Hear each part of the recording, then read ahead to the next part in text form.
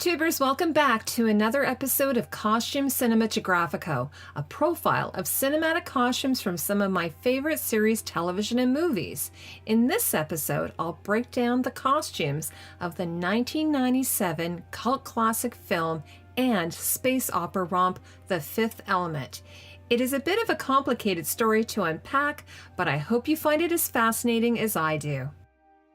The Fifth Element was directed and co-written by Luc Besson, a French director well known for his English-language action movies Taken, Lucy, and Transporter.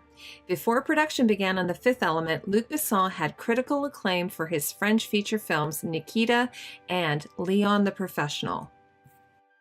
It was in theater school when the movie was released, and it blew my mind. Even though many of the costumes appear to be somewhat sexist, they also challenge those same stereotypes with the look of the movie inspired by 70s comic book tropes. This is in great thanks to the creative team behind The Fifth Element. Luc Besson wrote the story of The Fifth Element when he was just 16 years old. The original storyline was set in the year 2300 and was about a nobody named Zaltman Bleros, later renamed Corbin Dallas, who wins a trip to a Club Med-type resort on the planet Floston Paradise. In 1991, Besson had a 400-page script for The Fifth Element. Through Gaumont Film Studio in France, Besson assembled a team of 10 designers who ultimately created 8,000 sketches of sets, spacecraft, vehicles, weapons, and costumes. The team was headed up by two famous French comic creators and longtime friends, Jean Giraud, also known under his pseudonym Moebius, and Jean-Claude Meznier. Besson was a huge fan of both of their comic works while growing up in France. These two iconic French illustrators have influenced American science fiction cinema as we know it, and sadly, oftentimes with little acknowledgement or credit. Moebius's iconic status in France was for good reason. In 1975, and in collaboration with three French artists, Moebius founded the comic arts group Les Humanoids Associés, or the Humanoids. They launched the magazine Metal Hurlant, or Heavy Metal, as it is known in America. Three of Moebius's most famous science fiction serials were told through the magazine: The Airtight Garage, Arzak, and The Long Tomorrow, the latter written by Dan O'Bannon.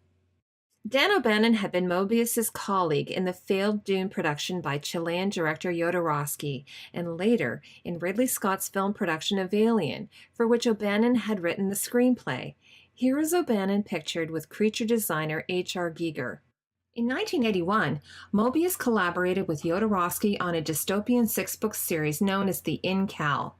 There's no doubt that The Fifth Element was inspired by components from the Incal series. Volume 5 and 6 of the Incal series were even called The Fifth Essence.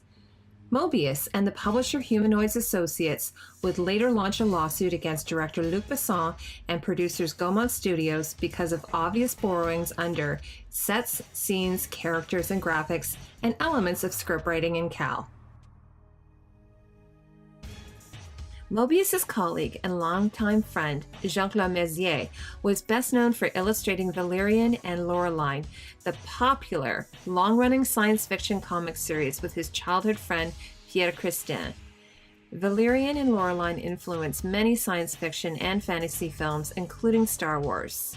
Interestingly, at the 20-year mark of The Fifth Element, Luc Besson is set to release his film adaptation of the comic book series Valerian and the City of a Thousand Planets in 2017.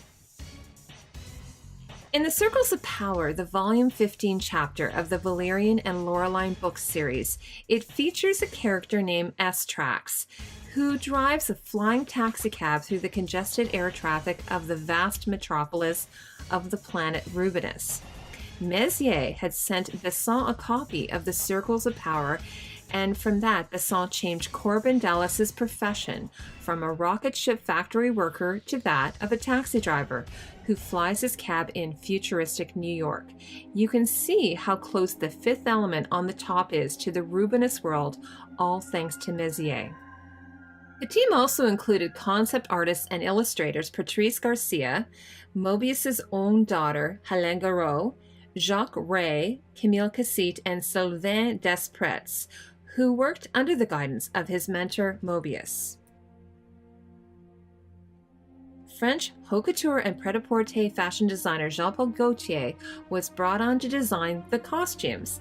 His previous filmography included The Cook, the Thief, His Wife and Her Lover, and The City of Lost Children. In America, Gaultier was famously known for designing Madonna's Comme Bras for her 1990 Blonde Ambition tour. After a year of work, the budget ballooned to $100 million, and no studio would take a risk on such a costly venture with a virtually unknown director, and the team sadly disbanded in 1992. But Besson's status as a director would change. Upon the release of his picture Leon the Professional, starring a very young Natalie Portman, Besson was able to edit down the Fifth Element script and shave off $10 million in budget, including having lead actor Bruce Willis agree to some financial arrangement. Columbia Pictures agreed to finance the picture, and production started up again in 1995. The picture went on to gross over $263 million, almost 3 times its initial budget of $90 million. When the project started up again, Jean-Paul Gaultier returned as costume designer. Despite having rendered over 100 costume ideas in 1992, most of his work was scrapped and he had to start over. In the end, he would create approximately 800 unique costumes, and from what he said in an interview, with a less than adequate budget. Gaultier says that the majority of the money went to sets. We are first introduced to Lilou in the reconstruction chamber, seen here in an early concept rendering by Jean-Claude Messier. Note the orange hair and white outfit. Gaultier eventually went with the thermal bandages costume to give her the appearance of being nude without actually being naked. Model-turned-actor Milla Jovovich portrayed the supreme being Lilou. Jovovich says in an interview that they experimented with many looks for Lilou, including blacking out her eyes like Pris from Blade Runner. In the end, they dyed her eyebrows blonde and stripped the color from her naturally brunette hair and overlaid it with orange dye. Jovovich claims that it was Besson who came up with the idea that Lilou might have tangerine hair, although it appears in sketches that the look was established long before shooting began. Jovovich says that her hair started to fall out in clumps from all of the hair processing, and after 2 months of shooting, they had to create a wig, which she would wear for the rest of the movie. For Lilou's costume, the team created several looks for Lilou, including this one, illustrated by artist Jacques Rey in 1992. Here's an even more outrageous look for the character in another of Jacques Rey's early concept drawings. Gaultier's costume design for Lilou gets very close to the final design. Here's the final look for Lilou, illustrated by Jacques Rey for the house of Jean-Paul Gaultier back in '92, compared to this promo shot on the right of Milla Jovovich in her costume. In an interview, Jovovich explains that the orange rubber section of her costume became problematic because it kept shifting out of place, so each morning the wardrobe would sew the piece directly to her costume so that it would lie flat and stay in place. Here is concept art of Corbin Dallas by Jacques Rey from 1992. Gaultier says of Bruce Willis that he wanted to show lots of skin, and because of his physique, he had plenty to work with, and Corbin's ribbed tank top ties in nicely with Lilou's orange hair and her costume.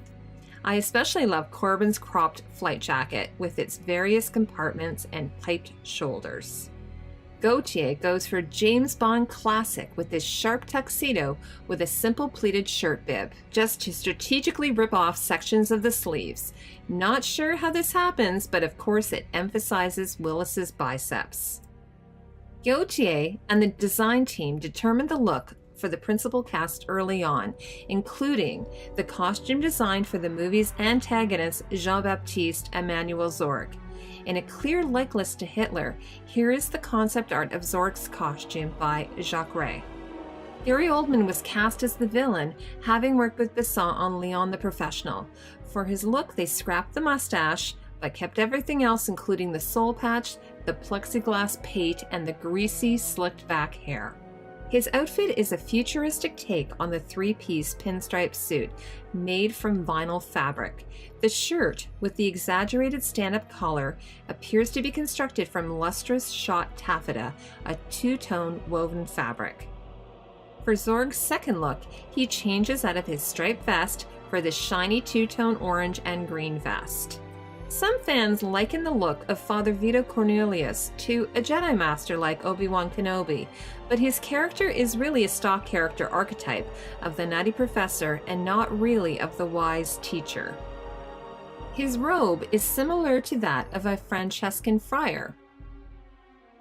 In the design by Gautier of Cornelius's ceremonial robe, Gautier attached fabric swatches and a series of notes in French that translate loosely as removable chasuble, very large pattern of the four elements, and strong, red, and bright. The final robe was rust red and cut from crushed velvet with a stiffened gold tabard. In this picture, we have a glimpse of Cornelius's protege, David, wearing a black-collared shirt and black velvet vest. In a closer look, David adds a simple black blazer and a black rubber beanie, reminiscent of a monk's tonsure. In an interview, Gautier explains that Prince was originally cast to play the character of Ruby Rhod. Gautier had a meeting in Paris with the popular French star where he presented his design, a jumpsuit made entirely of black fishnet and covered with long feather plume trim and a large plume tail. But when Gautier attempted to tell Prince in broken French about the faux cul part of the costume, which translates as fake ass, Prince thought Gautier had said something entirely different and left the meeting. In the end, Prince turned down the job because he thought the costume was too effeminate. The character would eventually go to actor and stand-up comedian Chris Tucker. While not convinced at first, Tucker came to appreciate his costumes, which he says helped him get into character. Gautier created this one-piece faux fur leopard jumpsuit for the character of Ruby Rhod. The costume is especially outrageous because of the oversized, off-the-shoulder collar and even has a matching leopard staff/microphone and is finished off with a white unicorn wig. Even Rhod's entourage coordinate with this look. Here is the original Ruby Rhod costume on display at the Jean-Paul Gaultier fashion exhibit at the de Young Museum in San Francisco, and Jacques Rey concept drawing on the right, complete with matching luggage. Ruby Rhod's second look for the Diva Gala is a jumpsuit created from black velvet with satin lining and decorated with silk roses set inside the oversized collar. In this scene, General Monroe, played by late actor Brian James, dons a two-tone brown and beige jacket with the four-star general insignia placed on his left sleeve cuff. Major Icebark's costume is a female variation of General Monroe with a notch collar and Sam Brown belt. Her oversized hair buns are a fun homage to Princess Leia from Star Wars. General Stadart, played by John Neville, has an almost identical costume except his beret is black and not maroon. Here is an actual costume worn by a background player. The lack of military decoration indicates that the character was of a lower-ranking officer. In this scene, President Lindbergh and his aide wear a utilitarian uniform. The costume looks to be influenced by other sci-fi, including this Star Trek Next Generation Starfleet officer uniform. The look of the Mont de Chauwen took months to develop, as seen in some early concepts by designers Alain Gouraud, Patrice Garcia, and Jacques Rey. Here are two close-up looks of the Mont de Chauwen by Patrice Garcia. This concept art by illustrator Jacques Rey is very close to the final look of the alien species, space travel suit. 3 crew members were needed to suit up the 7 performers wearing the Mont de Chauwen costumes. Each actor stood 6'9" to fill the almost 8-foot-tall costume, including British actor Richard Ashton. The process would take up to 20 minutes for each unit. Another non-humanoid species that proved challenging for the team was Diva Plava Laguna, whose final look was ultimately created by Patrice Garcia. The costume was completely practical without the benefits of CGI. According to Maywin Lebesco, the actor who portrayed Diva Plava Laguna, the daily 3-hour process involved the application of the blue makeup on her face, followed by the prosthetic headpiece, which was glued into place, the stilts, and finally her dress. The headpiece was so heavy and was so tall that she required her own crew to feed her through a straw and managed her on her stilts. And finally, the Mangalore's creature met with many versions until artist Camille Cassit eventually came up with the ugly dog-like look of the creatures. According to Patrice Garcia, when director Besson saw Cassit's vision of the character in a painting on the wall, he exclaimed, "Bingo! We found it! There's no need to look anymore because that's exactly what we're going to do with the character." Taking the original design and running with it, Sylvain Despretz conceived these Mangalore creature looks. The final Mangalore costume was comprised of a creature head, feet and hands, made from cast latex foam rubber prosthetics. The creature uniform was constructed from suede with quilted ribbing and decorated with small metal filigree. Some of the best parts of the costume design for the Fifth Element are in the dressing of the minor characters. Case in point, scientist McTilberg and his aides wear a vinyl seafoam green lab coat of sorts with a stand-up collar. It looks similar to a vintage dentist jacket, like the one worn here by Steve Martin in the 70s jukebox musical, Sgt. Pepper's Lonely Hearts Club Band. Gautier's design might have taken some inspiration from operating scrubs and thrown in an encapsulated biohazard suit for good measure. One of the strangest costumes for sure has to be the mugger's outfit. His hat is a screenshot of Corbin Dallas's hallway, intended to deceive him when he looks out the peephole. Played by famous French actor and Amélie star Mathieu Kassovitz, the mugger wears a vinyl vest that's grommeted and punched, making it look like celluloid film strips. Finally, he wears some hammer pants cut from faux fur. Here is an early concept design for the police, this version by Moebius. Patrice Garcia arrived at a close rendition of the final design. Like the dystopian movies Judge Dredd and RoboCop, the look for the police force are heavily weaponized and armored under President Lindbergh and the Federated Territories. Here is an actual police uniform and matching helmet worn by a background performer in the movie.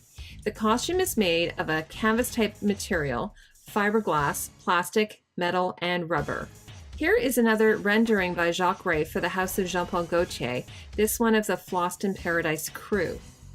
Gaultier might have taken some inspiration from historical naval clothing, like in this image of the Titanic captain Edward John Smith, seen here on the left in summer whites, and also on the right of this French sailor.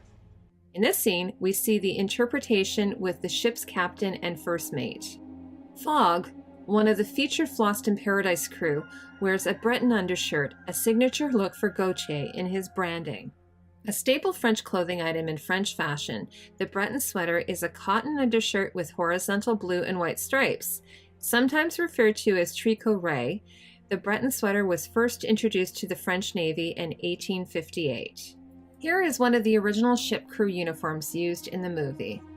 In this scene from the gala, celebrity Baby Ray, wearing a sheer-lace top and white powdered wig, is surrounded by a gaggle of groupies. He looks like Tom Hulce as Mozart in the 1984 film adaptation of Amadeus. In this scene, Zorg's clueless receptionist appears to be wearing a seafoam blue pixie wig, but it's actually a cap constructed entirely from dyed hackle feather pads. Continuing with the feather theme, a material that Gaultier enjoys using in his designs, the silk velvet plunging top is trimmed with fluffy marabou feather trim. In keeping with Besson's cheeky humor, she sits in front of a logo for the Zorg ZF-1 pod assault weapon. One of the best costumes for the Fifth Element, in my opinion, are these campy McDonald's employee costumes. Sadly, we never get to see them wearing inline skates because the scene was changed to a drive-thru. Other than that, the costumes are almost identical to the design. In another of Gaultier's designs, here are two versions of the flight attendant costumes. In an almost identical interpretation of the design, this flight attendant wears the darker blue crop top and skirt with matching hat and wings. The garment is constructed from an inexpensive foam core-backed matte satin, like Burfab or Veltex, most often used for displays and in mascot construction. The flight attendants all wear platinum blonde pageboy style wigs. With an optimal amount of skin exposure, this lighter pale blue version is almost cartoonish. In this scene at the airport, we meet two Mangalores attempting to pass as humans. The female Mangalore, played by French-Canadian model Eve Saval, was a muse of Gautier in the 90s. She wears a cropped white marabou jacket topped with a red hackle trim and pheasant tail feather collar. The male Mangalore wears a loose fishnet tank top and faux fur vest. From this vantage, we get a glimpse of Eve in this cheeky, green-tinted vinyl miniskirt and fishnet stockings. What are your favorite costumes from The Fifth Element? Tell me in the comment section below, and if you like what you see, please subscribe to my channel and like my video. You can also check out my Pinterest page where I've pinned many of the images you see in this video. Thanks so much for watching.